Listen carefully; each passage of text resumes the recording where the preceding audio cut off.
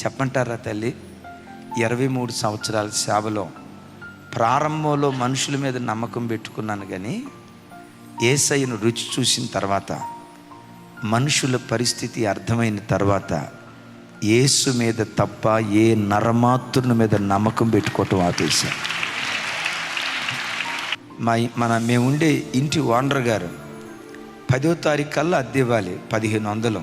ఈగపోతే అస్సలు ఊరుకోదు. అప్పటికి అద్దె కట్టలా. పాస్టర్ గారు, ఇప్పుడు తారీఖు 15 అవుతుంది, మీరు అద్దె కడతారా, వచ్చి నన్ను బలవంతంగా ఖాళీ చేయమంటారా అంది.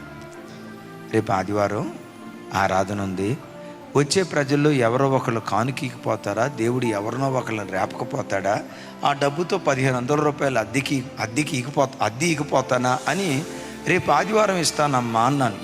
ఆదివారం ఆరాధన జరుగుతుంది, అందరూ ఆత్మపూర్ణులై చప్పట్లు కొడతా, డ్రమ్ము కొడతా, డోలకు కొడతా, భాషలు మాట్లాడుతూ ఉన్నారు. నా పరిస్థితి చెప్పమంటారా? వర్షానికి తడిసిన కోడిలాగా నా 1500 ఇందరమ్మ, నా 1500 ఇందరమ్మ, ఇదే కొట్టుకుంటుంది. అద్భుతం.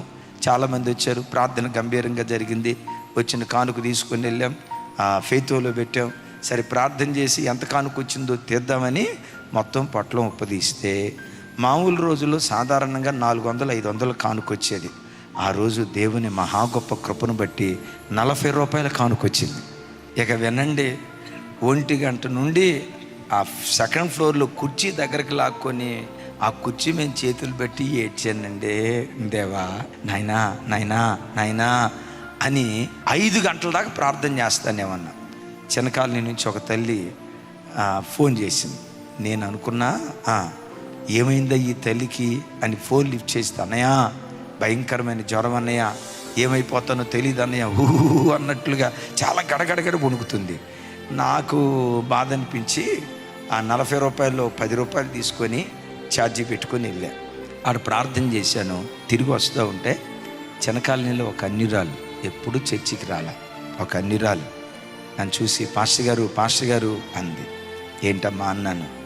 అయ్యగారు, ఈరోజు మధ్యాహ్నం నుంచి మిమ్మల్ని కలవాలి, మీ దగ్గరకు వచ్చి ప్రార్థన చేయించుకోవాలనుకుంటున్నాను, మీరే కనపడ్డారు అయ్యగారు అని కాఫీ పెట్టింది. అయ్యా, మీకు ఎందుకో చిన్న కానుక ఇవ్వాలనిపిస్తుంది అని కానుక ఇచ్చింది.